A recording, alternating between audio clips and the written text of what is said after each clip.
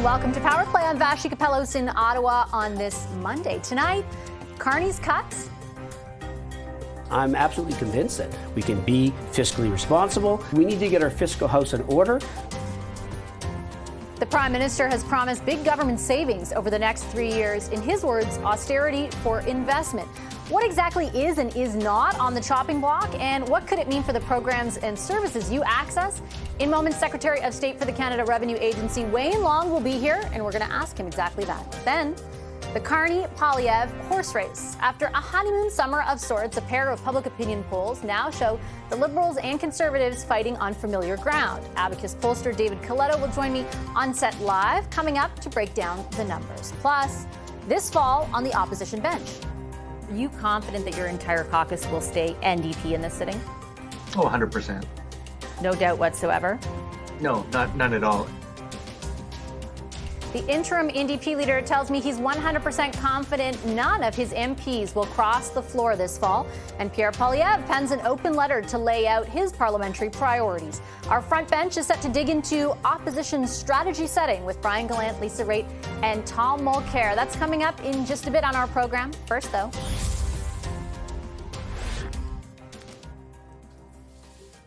We will start today out east, where Prime Minister Mark Carney is promoting his government's recently announced tariff relief, this time for Atlantic businesses, with $80 million from a $1 billion regional response initiative going to the region.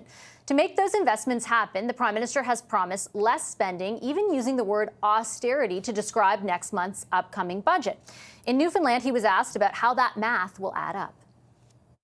What the government is going to do, and what we're in the process for the next budget, is focusing on reducing waste, reducing unnecessary federal spending, reducing the duplication in federal spending, becoming more efficient in federal spending so that we have the room, we have the force to support our businesses so they can invest for the future. The Prime Minister's commitment starts with a 7% cut in 2026-27, all the way to 15% by 2028-29. And at last week's cabinet meeting, Finance Minister François-Philippe Champagne said he was looking at public service staffing, quote, adjustments as part of that process. What could the cuts mean for government services? Wayne Long works with the Finance Minister as the Secretary of State for the Canada Revenue Agency and financial institutions. Hi, Minister. Pleasure to welcome you back here to studio. Always great to see you, Vashi. I really appreciate you making the time. I have a number of questions about the CRA, but I did want to start off on your work with the Minister of Finance. Today, the Prime Minister said your government is, quote, focused on reducing unnecessary federal spending. Can you be explicit with Canadians watching tonight about what that does and doesn't include? I think it's incumbent on all of us. I think our government was elected on a mandate of fiscal restraint, fiscal responsibility. You know, Vash, even from my small business background, you know, I used to go line item by line item on my budget, especially on the expense side, making people rationalize the expenses, making people accountable for the expenses, seeing where you could squeeze a few dollars. Now, that was the hockey world, and obviously the political world has a few more zeros on it, but it's incumbent on us as a government that's led by Prime Minister Mark Carney to be fiscally responsible. So I'm absolutely convinced we can kind of hit that spot. We can get it right. We can be fiscally responsible. We can rein in some spending, and we also need to invest. And hopefully we'll talk about our major investments in national projects coming. What does striking that balance actually look like, though, is my question. And I'll tell you why I'm asking, because for years when the Conservatives were in opposition and they proposed the exact thing that your government is now saying it's going to do, I would consistently be asking, well, what are you going to cut? There are some major line items. It's not like you can just find efficiencies and close a $15 billion gap like your party's election platform said it would do over a 4-year period of time. So can you be straight with Canadians about what is and what isn't on the chopping block? I think everything is being reviewed, everything's being looked at. I think, as you would know, every minister, including myself, has been given the task of finding efficiencies in their departments.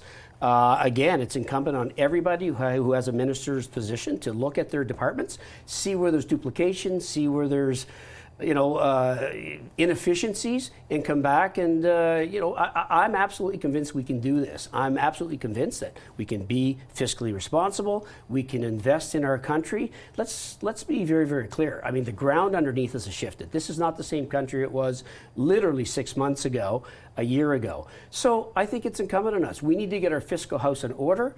I don't think there's anybody more qualified than Prime Minister Mark Carney to get that sweet spot right. And we will review, and we'll cut where we have to, we'll invest where we'll have to. And, I hear often, you're going to cut services, you're going to cut back the public service. We don't know that for sure. Let's not prejudge the review. Let's go through the review.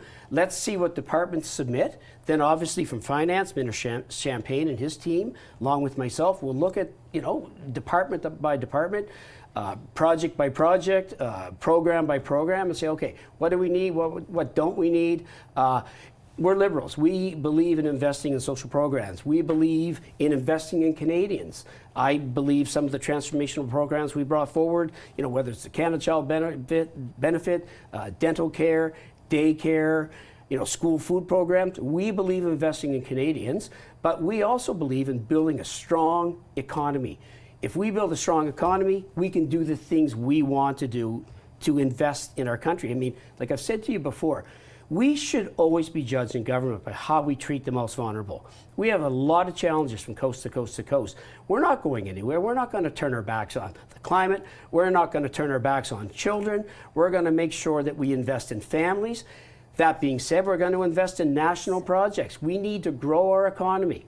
It's vital to the future of our country. I have to respectfully challenge some of what you laid out and sort of your pushback on why assumptions are being made. When you say, for example, we're not going to turn our back on the climate. Well, in the past few days, I haven't been able to find either the Prime Minister or a single minister who will say we will continue to try and meet the 2030 targets that we laid out. When you say that you're not going to cut public services, last week the Finance Minister was asked explicitly, will this involve cuts? And he did not say no. Right. Right? Like those are things that happen. And against the backdrop of your party promising in the campaign, I'm going to read it for you word for word. We will bring revenues in line with total operating spending and eliminate this gap, currently estimated about $15 billion a year by budget 2028. You do not get to $15 billion a year by simply capping the public service at $70 billion a year of spending. You just can't get there. The math doesn't add up. So unless you specify what you're actually going to do other than strike a balance, are Canadians not to assume the things I just laid out? I mean, respectfully back, I'd say don't prejudge the process. We are going through it line by line by line.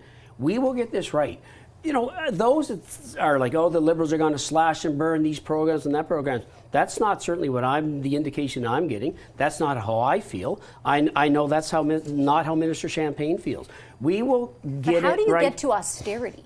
Like the Prime Minister characterized the budget as austerity. If a Conservative said austerity, would your constituents not say, oh my gosh, which program do I rely on? Are they going to cut? Sure. And you're not saying I won't. I would say fiscal responsibility. I think we were elected on fiscal responsibility. I think the Prime Minister has said time and time again, it's time to get our financial house in order. The Prime Minister has also said a lot of the growth in spending over the last 7 to 8 years was not sustainable. So I don't think there's a Prime Minister better suited for the job. I don't think there's a Prime Minister with the better qualifications. We will get this right. Will we know, just final question on this before I move on to the CRA, of course. Will Canadians who are watching tonight or your constituents and others, will they know what cuts are happening in advance of the budget at all? Or are we all just waiting until October to find out where the shoe falls? I think, I wouldn't expect that we're going to be releasing parts of the budget early. I think that a lot of this will come in the budget. But, I say to Canadians, I say to you, don't prejudge. Have faith that we will get this right. We are talking to Canadians. I mean, we know that obviously this budget is going to be housing-centric, energy-centric, defense-centric. We are going to invest in Canadians. We're going to grow our economy. We are going to make our economy the strongest, most resilient, independent economy in the G7. We will get this right.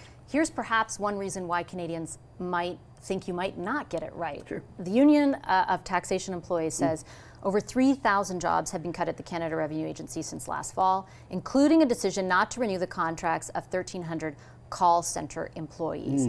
Is that not an example of trying to find cost savings and there ultimately being a negative impact on Canadians? And now, all these days later, you're saying, in 100 days things will be better, and you're rehiring people or extending contracts. We are. I mean, obviously, you just referred to the 800 positions that we just extended through to the next tax season.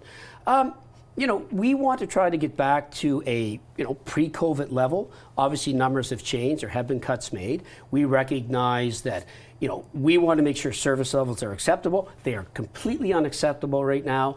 I acknowledge that. I know it. If this was a call center selling hotel rooms, they'd be out of business and heads would roll. I take the same approach to what's happening at CRA. It's not sustainable. It's not acceptable. We've sent a letter to finance to have this study. We're being proactive, and we will make sure that CRA offers the best service to Canadians. But I will be very clear with you right now. It's not acceptable. I've tasked, Minister Champagne has tasked Commissioner Hamilton to fix it, to make it right, and we are embarking to make sure it will be right. Do you concede that the government's decision to cut those jobs had an impact on the services that Canadians receive? And therefore, can you understand how Canadians might not be so sure your government will strike the right balance? Yeah, for sure. I absolutely understand that. That's why we, have halted the 800 positions. That's why we're looking at reassigning. We're looking at, scheduling of calls. We're looking at different steps and measures that will make this right. The service levels, point blank, straight up, are unacceptable. Canadians deserve better. Small businesses deserve better. Let's not forget, I was a small business person before I got into the political world. I've been on the other side of that fence, being on hold for CRA. It's not fair. It's not acceptable. Again, if this was a private business, heads would be rolling. So we've My point is, though, the government is one of those heads. Not to speak too metaphorically, but your government made decisions. You were a part of that government. I understand that there is a new prime minister, but he is talking about possibly cuts, adjustments to the public service that ultimately could have an impact on the services, like through the CRA, that Canadians benefit from it. How can you assure Canadians it won't get worse if you plan to make more of those cuts, or have you ruled that out? It will not get worse. I mean, we have a baseline. We will make sure that the service levels improve. I mean, really, let's call a spade a spade. We've hit rock bottom. It can't get much worse than it is now. So we've reassigned people. We're going to look at different initiatives to make sure that the agents, can better respond to Canadians. We're going to keep those 800 positions on past the next tax season. I mean, let's be very clear.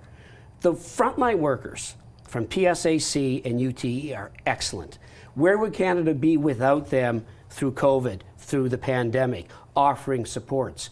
We've consulted with them. We've consulted with fellow MPs. We want to consult with more parliamentarians through finance. We've consulted with Canadians. No more cuts, though, to the call centers? Again, with respect to cuts, I can't commit to one way or the other. I'm not going to prejudge the review process. This is systematic failure. It's people are waiting too long. Agents are overrun. We've obviously had an increase in population. We've obviously, tax filings are more complicated. We will get this right. Again, I come from a small business background. The Prime Minister put me in this position to obviously, not accept the status quo, to not be afraid to challenge. I'm doing just that. We've had reviews from CRA. We've had feedback, obviously, from Canadians from coast to coast to coast. Just one example for the viewers. Parliamentarians have an opportunity when constituents come in to call and get help from CRA for constituents that have issues. The backlog was weeks. We made a corrective action. We reassigned more people to that file. The backlog is almost cleared up. We will do the same thing right across the board with regular CRA. Canadians outside of parliamentarians will hope for the same kind of outcome. Yeah, absolutely. And it's the regular Canadians that parliamentarians are acting on behalf of, too. Let's be clear. So we will get this right. We just don't seem to get the same quick treatment. For sure. We'll see by December 11th. Yes, but I'll say this. I would argue one of the reasons we're actually talking about this today is that we've been transparent, we've been open, we sent the letter to finance, we aren't hiding from it, we're not making excuses. This is not right, and we're going to fix it. Okay, I'm going to leave it on that note. I hope at the end of the 100 days we can talk to you again, Minister. I appreciate your time as always. Anytime, Vashi. Wayne Long is the minister who oversees the CRA. We're going to talk about that and a lot ahead for the Carney government with our front bench a little later on this evening. Brian Gallant, Lisa Raitt, and Tom Mulcair will be here. First, though, we're exactly 1 week away from the return of Parliament. Is the government's summer honeymoon over? Are Conservatives still stung by their election loss? Pollster David Coletto will join me live in studio after a short break. There he is. Stay right there.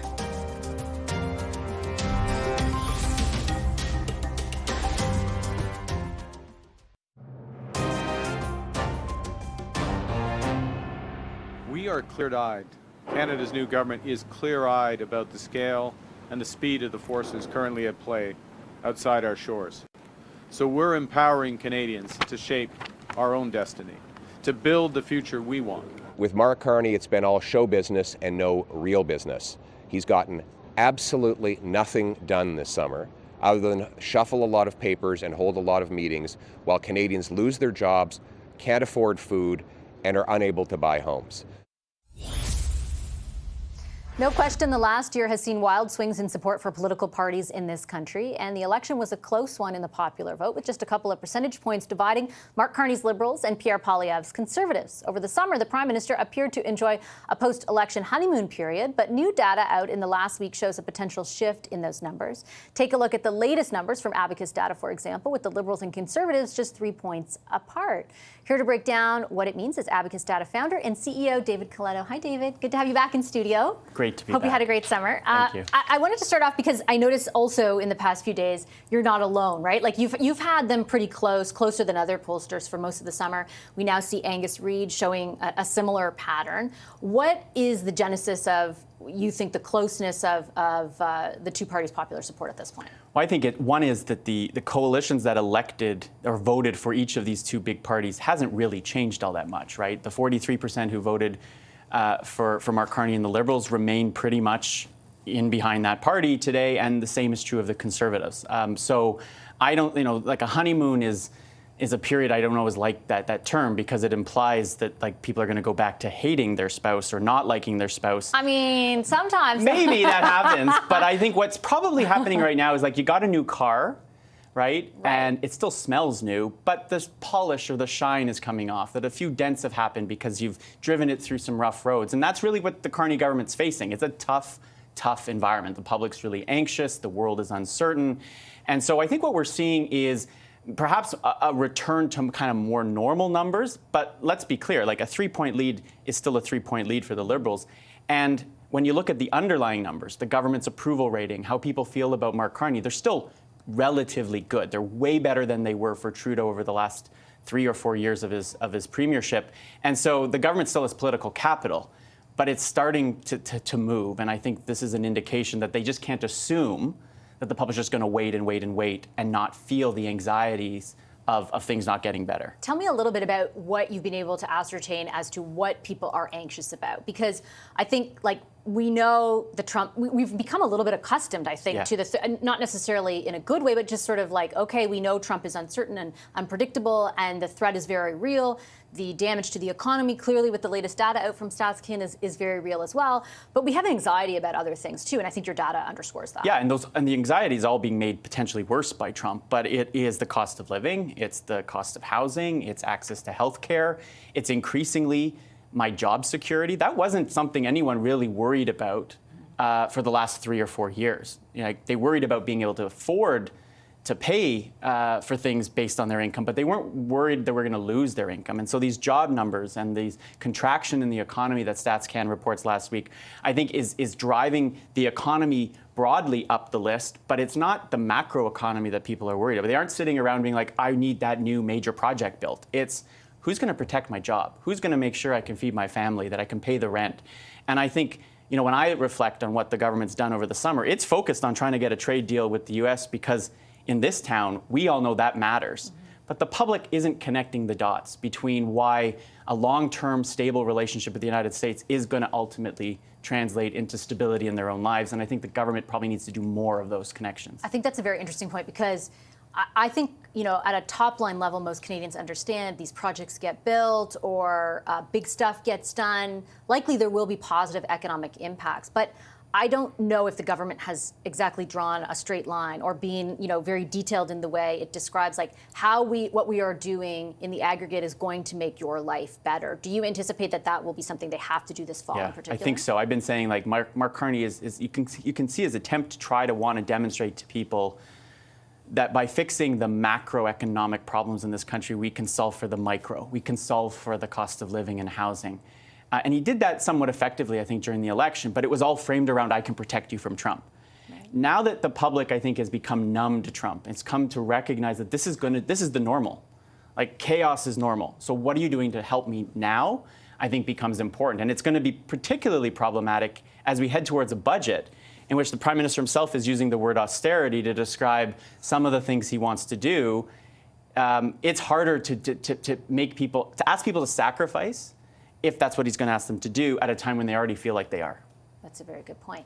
What about, if those are the potential headwinds for the Liberals, what are the potential headwinds for the Conservatives based on the data you're seeing? We've seen a lot of Mr. Poilievre in the last week, and in particular, talking, he sent out this open letter, we're going to talk about it with the front bench in a moment, itemizing like the priorities, and they're, the very familiar ones, right? The cost of living, immigration, crime. Like, what are the potential headwinds for them heading into the fall? Well, I think one of the clear things in terms of headwinds is that what his supporters want and what they prioritize are actually very different than what the other half of the country wants. So he's going to have a limited ability to expand the audience, to bring people in, I think. And I don't know if their strategy is actually to do that, and maybe they've determined they can't. And so they're going to double down on the issues that engage their own supporters, that maybe ensures he gets his big leadership review number in January. But I also think destiny's almost out of their hands, that in a way that without the New Democrats getting their act together, the Conservatives, even if they hold their 40%, may not get much beyond that. And so one of the things I think that Mr. Poilievre has been very good at previously when Mr. Trudeau was the Prime Minister was setting the agenda. It was almost as if he was the government and the government was the opposition because he could just set the agenda. We'll see if he's able to do that. Trump makes that harder, but we saw last week with the temporary foreign worker program that he still has maybe some of that magic where he can set the agenda and force the government into defense. He's going to try to do that on, as you said, on immigration, on crime, on all those issues that Conservative voters tell us are high up on their priority list. Okay, I'll leave it on that note. Appreciate your analysis as always, David. Thank you. Thanks, Vashi. David Coletto is the founder and CEO of Abacus Data. Coming up, the Prime Minister is non-committal about Canada meeting its 2030 climate goals. Could the potential policy shift have political consequences? Our front bench is set to take a deep dive into that. Brian Gallant, Lisa Raitt, and Tom Mulcair. There they are. They're with me in just 2 minutes. Stay right there.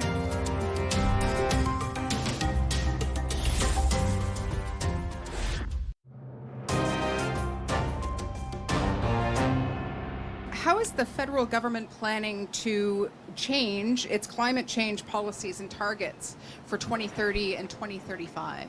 Well, the focus, as we stressed on Friday, and we will be going in more detail in the coming weeks. Our focus in this very rapidly changing global economy is on what we call climate competitiveness. Prime Minister Mark Carney in St. John's responding to questions on whether the federal government will stick to its 2030 and 2035 emissions reductions targets. The questions come after the Prime Minister backtracked from another Trudeau-era climate policy Friday by delaying electric vehicle mandates for at least a year and setting a 60-day review of the mandate overall. In an interview with Question Period on this network over the weekend, Industry Minister Mélanie Joly also would not commit to maintaining the current emissions targets other than net zero in 2050. Have a listen. Well, the emission reduction tariffs for 2050 of being net zero by 2050, clearly. We can't just fall into ideology right now. We need to be able to be pragmatic, and we can do both. And that's the job of the government, so we're doing that job. The leader of the federal Conservatives, Pierre Poilievre, meanwhile, is criticizing the Prime Minister for flip-flopping. He's finally admitted that the Conservatives were right, just like we were right on the carbon tax. But he's doing a clumsy retreat, saying that he's going to delay this mandate. So now, businesses who would otherwise consider investing in automaking here in Canada will have to put that investment on hold while Mark Carney dithers for another year to try and figure out how he can ban people from putting gas and diesel in their trucks and cars. So is it likely that the Liberal government will walk away from cornerstone environmental policies? And would there be a political consequence to that, even if public opinion might back that as a policy? Let's bring in our front bench to talk about that. With me tonight, former New Brunswick Liberal Premier Brian Gallant. He's now the CEO of Space Canada. Next to him here in studio, former Conservative Deputy Leader Lisa Raitt. She's the Vice Chair and Managing Director of Global Investment Banking at CIBC. And rounding us out, of course, CTV News political analyst and former NDP leader Tom Mulcair. Hi, everybody.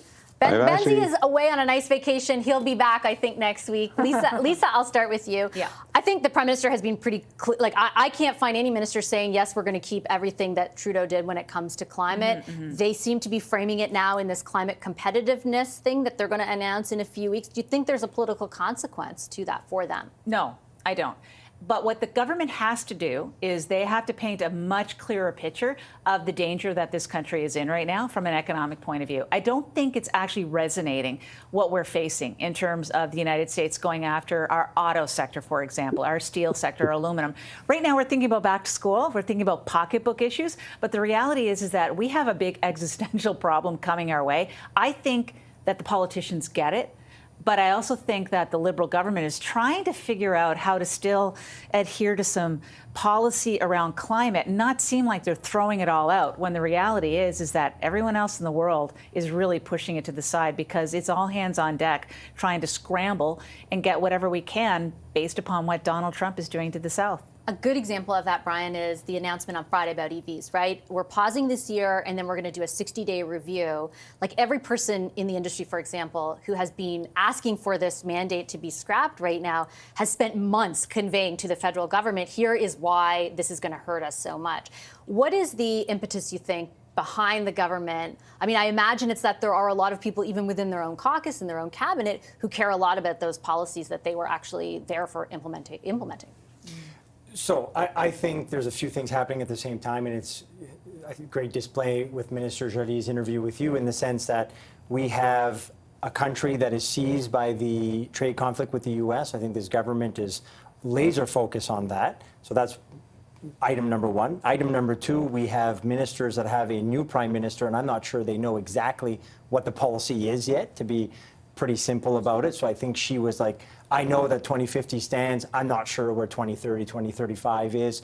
Ask the environment minister, because I'm just not sure. And I think third, there's some discipline now. At the start of this government, we saw a few ministers go out and take some liberties, maybe talking about policies that were a little bit more skewed towards the previous prime minister. And my guess is that they were told, look, stop doing that. There's a new prime minister with a new agenda. So I think those three things culminated in that interview. I think Canadians want, a lot of Canadians are very incredibly worried about the economy. They're worried about the trade conflict. I certainly hope that we're going to still have robust plans and actions to fight climate change. But politically speaking, there's definitely a government that is seized with the U.S. trade conflict. I'd be very curious to see, Tom, and you might know better than me, like how robust those policies are going to be. Because on Friday, again, the Prime Minister, the one singular climate policy he would say that will remain is the industrial price on carbon. Everything else he seemed to intimate would be kind of embroiled in this climate competitiveness announcement coming forward. But again, like, even the framing of it, right? You're not just being straight and saying, look, our economy's in a crisis. I've got to choose that over this at this moment in time, even if I don't want to. You're saying, like, it will be climate competitive. It's very like, you know, Trudeau vibe. Right. But at the same time, remember what we heard from Trudeau for so many years, which is you do not put the fight against climate change as a competing element against the economy. You have to be able to do both at the same time. I think that Brian's right. I think that a lot of Canadians are deeply concerned about what the economy is going to look like in the future. But I know, for having worked on this for decades now, that Canadians are also deeply concerned about what kind of planet we're going to leave to our children and grandchildren. And I think that Mr. Trudeau mastered the art of being a liberal on this stuff. He was in the middle of the road, would flash left, turn right. He knew exactly how to play the game. He would posture. He would bring forward proposals, but if there was a little bit of, pushback in the Maritimes about heating oil, he'd just remove the consumer carbon tax. Here, what we have is something much more clumsy, because for Mélanie Joly to be saying, well, we don't want this to be about ideology, as if Canada's signature on the Paris Accord is a question of ideology. as if, lowering greenhouse gas emissions by going after, in particular, the transportation sector is a matter of ideology. No, it's a matter of reality. And if we don't reduce our greenhouse gas emissions, global warming, climate change are going to continue to play havoc. What else do you need other than the wildfires that we went through across Canada again this summer to know that this isn't something that should be abandoned? And what's interesting to me is that if you read what he's written and you look at his history on this, Mark Carney understands this better than almost any other leader in the Western world. So that's why it's so disappointing to me to see them playing this game of just saying, oh yeah, maybe 2050. Hey, Vashi, I attended my first conference of the party under what was then Kyoto almost 25 years ago. And already then Canada was playing with the dates. We would be, well, it would be this date, but it would be in relationship to what we were producing at that date. It was always a game pushing it forward, pushing it forward. For Mélanie Joly to even with a straight face talk about 2050, oh yeah, 2050 should be fine. I think that anybody who cares about the environment, anybody who cares about sustainable development should be calling them out on this, because it's a real mistake that they're making long term, because it's not just the economy we have to worry about long term, it's the environment and it's climate change. I guess I wonder though, like among those, Lisa, people who are that concerned, like who is sitting around cabinet, who is sitting around caucus? Because I think, and I don't know it, I know it only via public opinion polling, climate change has receded in the lineup of things people care about. Not to say that they don't, or all the things that Tom didn't say isn't true, but that's why I sort of framed the question at the beginning of the show, like, they may have public backing for moving away from being, as stringent as we were perceived to be previously, but like within their own caucus, there are a lot of people who care a lot about that. Yeah, I think you've put your finger on it. It's about the stringency that the Liberal caucus approached this in the past. It was never enough just to be middle of the road. They had to be the leader. So it was like banning LNG, making sure there was no business case for it on the East Coast. It was bringing in mandates that were stronger than anywhere in the world. So they wanted to lead on all of these matters. But we had an economy that could support it at the time. And now we don't have that security blanket of an economy where growth is actually tracked with how the United States is doing. And we're scrambling to figure out what we're going to do. So there's going to have to be a resetting, I would say, of what the expectations are in the environment. Tom Mulcair is right. Mark Carney's not walking away from the environment. I can't imagine he's going to do that. But I don't think any political party is, as a matter of fact. I think it's how you approach it, how you get to where you want to be, and the reduction of GHG emissions is still going to be incredibly important. And I would expect in the Major Projects Office, a pretty big part of the investment that Canada's going to make. How do they convey that to people, Brian, who did vote for them thinking that they would be more stringent? I don't have the answer, but I think what they think is to start saying climate competitive, right? Someone explain to me what that is first. It's foreshadowing for some big announcement, I'm assuming. In a few weeks, the coming weeks. And there'll be some type of definition. But my guess is to try to frame all of the type of decisions that they're going to make to protect the environment and fight climate change under the thing that most Canadians are seized with, the U.S. trade conflict, and basically say this is going to help us with our economy. And as Tom was mentioning, the sort of Trudeau-era argument of they have to go hand in hand and they're not in competition. That said, there's no question that they don't seem to be as strong on that line. I mean, Joly was certainly making the argument, we have real big economic challenges ahead of us, so we got to focus on that. So implicitly saying, we'll get to the environment, we'll get to climate change, we'll figure out those targets. 2050 still stands, but we got to really sort of be seized with the moment here with regard to the conflict. So she is kind of stepping away from that narrative. It'll be interesting to see how Carney defines this climate competitiveness. Can't wait. We all can't wait. He all has us interested, at least. That's true. Okay, I'm going to take a quick commercial break. On the other end of that break, the front bench is sticking around. We're going to talk about, we'll move, I should say, from the government to the opposition parties. We've got some news out of Don Davies, the interim leader of the NDP, and Pierre Poilievre writes an open letter on his priorities. We'll talk about that next.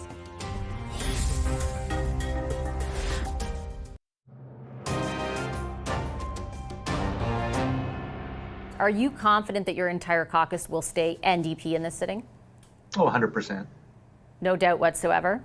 No, none at all. We're going to be united, strong, and progressive, and we're going to add progressive voices to this parliament that I think are so needed, especially when we see the Carney Liberals moving so clearly to the conservative side of the spectrum. That is interim NDP leader Don Davies on Question Period this weekend, insisting he's confident none of his caucus will cross the floor during the fall sitting. The NDP are in a tough spot with only 7 MPs following the spring election. Meanwhile, the Conservatives have just put out their plan for the fall. In an open letter to the Prime Minister, Party leader Pierre Poilievre says his priorities will be cost of living, jobs, crime, and immigration. Let's bring back our front bench to talk about that. Brian Gallant, Lisa Raitt, and Tom Mulcair. Tom, I'll start with you. Should Don Davies be as confident as he is in there being no floor crossers? And does he have the opening that he says he does? There's always a chance that somebody could listen to that sort of siren call, although I think that he's right to be fairly confident with the group that he's got there.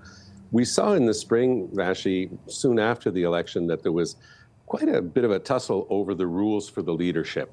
You might recall that the 3 women in the caucus who were quite concerned about this shared one thing. They were all racialized women, and they said that they weren't even consulted properly by the party. So that's the type of thing that the NDP, with only 7 members, just can't allow to happen anymore.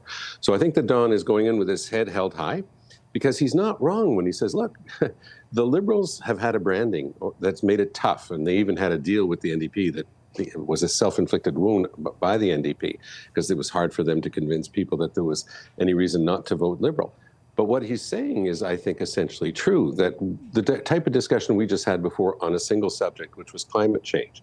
But look at what's happening on other areas. Mr. Carney is saying, for example, that he wants to get tougher on crime and roll back some of the bail rules that were written by his closest advisor, David Lametti, who was then the Justice Minister.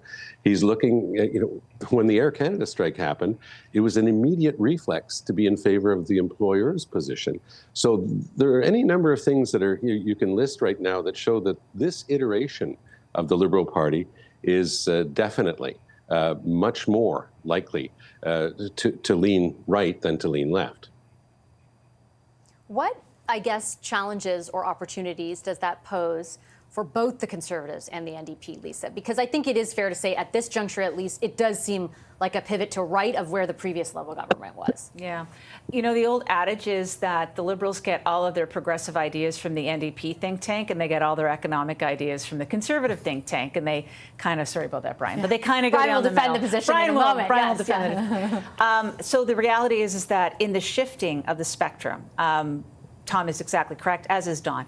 You can see the fact there's going to be a lot more space on the more progressive side of the agenda, and that's where the NDP should inhabit. And indeed, what I'm looking for in the race, if I could say, is I want to see a strong labor voice come out, somebody who speaks for the auto workers, for example, the steel workers out there, because they can make a case that the other parties may not be necessarily listening to them, and they may not have done a great job with the economy that needed to happen in order for that sector to do much better. What about for the Conservatives? Because if, in fact, a lot of even the things, the way in which this government is talking about energy, for example, is the way that Pierre Poilievre hammered Justin Trudeau for not talking about it. So, if in fact this government is putting forward a lot of policies that the Conservatives supported, how do you delineate yourself? And do you have to be careful about how you do? To a point. So the Liberals are approaching the edge of getting to the point where the Conservatives would cross, which is build a pipeline, do move oil and gas. They're not there yet. We're hearing lots of offices and programs and ideas and concepts and ideology, but we're not seeing the actual building of it. And that's the world that the Conservatives will inhibit. It'll be, let's just make sure we see it happening. You say you're going to do it. Let's make sure that you do it. And that's the tricky part. I'll put the same question to you, Brian. What challenges do you think the Conservatives will have in navigating a different Liberal Party in power? And what challenges or opportunities might the NDP have?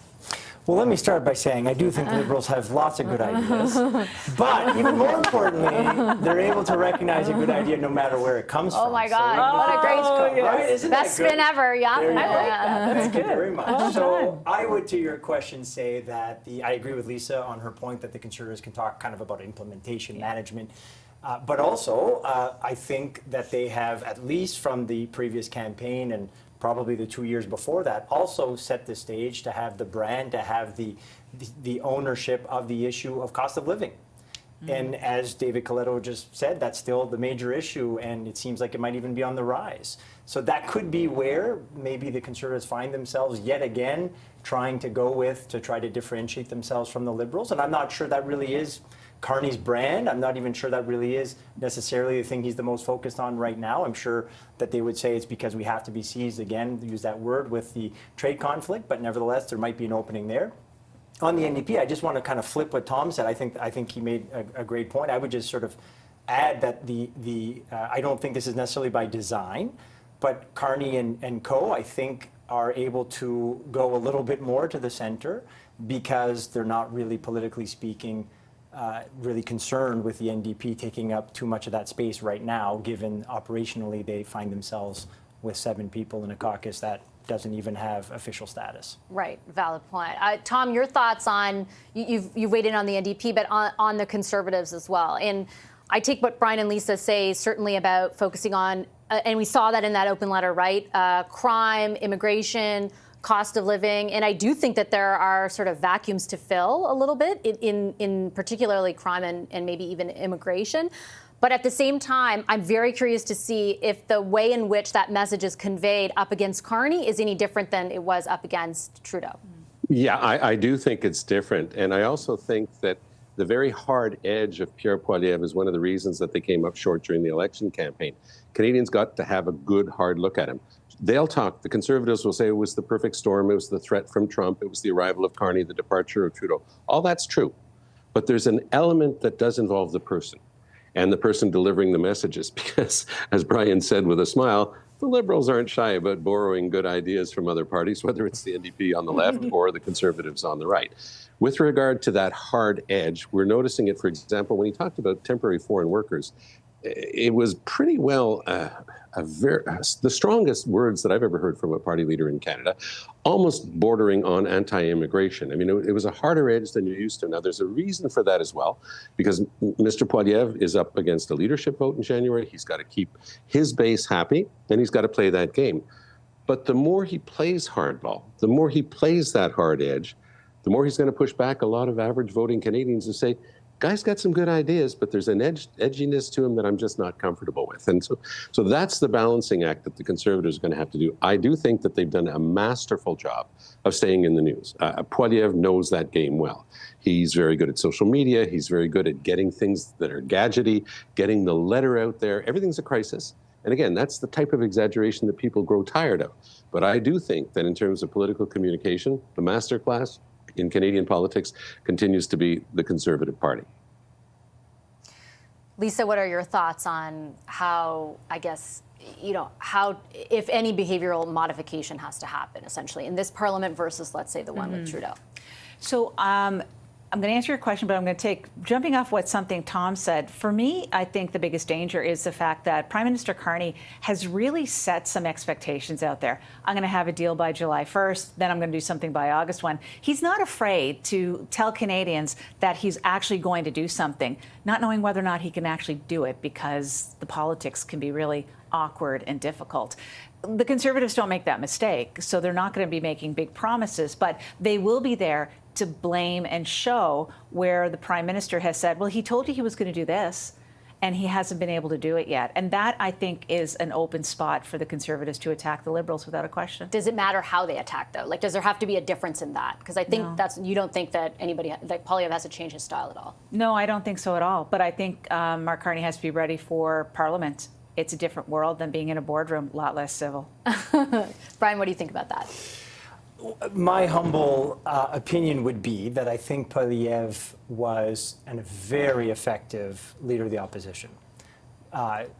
Obviously, Tom Mulcair would be one of the more effective leader of the oppositions we've seen. Poilievre was very different styles, of course, and Poilievre was very effective. I'm not 100% sure, though, that he really took the airtime that he had, given Trudeau at the time was having such a rough go, to let people know who he was and what he was about and what his priorities were and what kind of values he would focus on.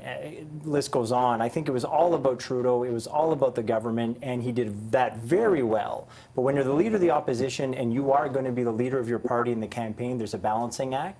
I would suggest that he would most likely have to start to do a bit better on that balancing act. He started to do it near the halfway point of the campaign. I listened to a podcast, it was a kind of a random one that I landed on, and I thought he was really good. He was just telling, I didn't necessarily agree with everything, but he was telling these stories and background on why these policies were important to him, and he just came across, to use Tom's word, not as edgy as he may have been the sort of year before. So more of that would be my humble suggestion to them if they were looking to try to have that balancing act be a little bit better. Okay, I'm going to leave it on that note. Thanks, everyone. Great to have you here. Tom, great to have you back. Tom Mulcair, Brian Gallant, and Lisa Raitt, our front bench. We're back with more Power Play after a short commercial break. Stay right there.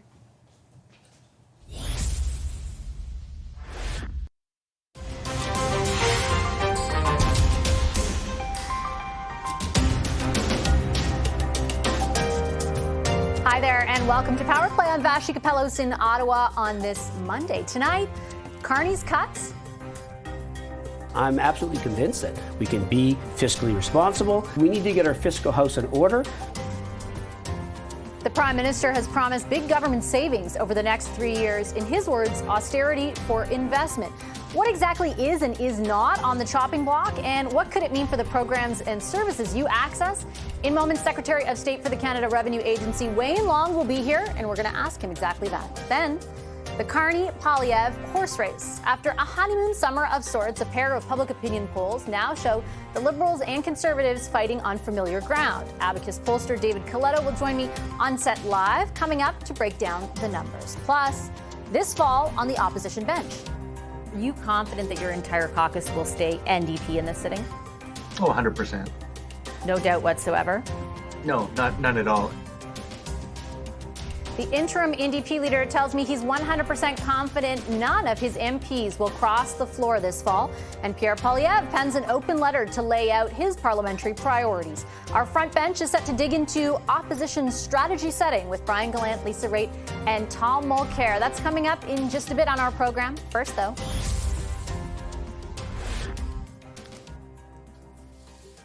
We will start today out east, where Prime Minister Mark Carney is promoting his government's recently announced tariff relief, this time for Atlantic businesses, with $80 million from a $1 billion regional response initiative going to the region. To make those investments happen, the Prime Minister has promised less spending, even using the word austerity to describe next month's upcoming budget. In Newfoundland, he was asked about how that math will add up. What the government is going to do, what we're in the process for the next budget, is focusing on reducing waste, reducing unnecessary federal spending, reducing the duplication in federal spending, becoming more efficient in federal spending so that we have the room, we have the force to support our businesses so they can invest for the future. The Prime Minister's commitment starts with a 7% cut in 2026-27, all the way to 15% by 2028-29. And at last week's cabinet meeting, Finance Minister François-Philippe Champagne said he was looking at public service staffing, quote, adjustments as part of that process. What could the cuts mean for government services? Wayne Long works with the Finance Minister as the Secretary of State for the Canada Revenue Agency and financial institutions. Hi, Minister. Pleasure to welcome you back here to studio. Always great to see you, Vashi. I really appreciate you making the time. I have a number of questions about the CRA, but I did want to start off on your work with the Minister of Finance. Today, the Prime Minister said your government is, quote, focused on reducing unnecessary federal spending. Can you be explicit with Canadians watching tonight about what that does and doesn't include? I think it's incumbent on all of us. I think our government was elected on a mandate of fiscal restraint, fiscal responsibility. You know, Vash, even from my small business background, you know, I used to go line item by line item on my budget, especially on the expense side, making people rationalize the expenses, making people accountable for the expenses, seeing where you could squeeze a few dollars. Now, that was the hockey world, and obviously the political world has a few more zeros on it, but it's incumbent on us as a government that's led by Prime Minister Mark Carney to be fiscally responsible. So I'm absolutely convinced we can.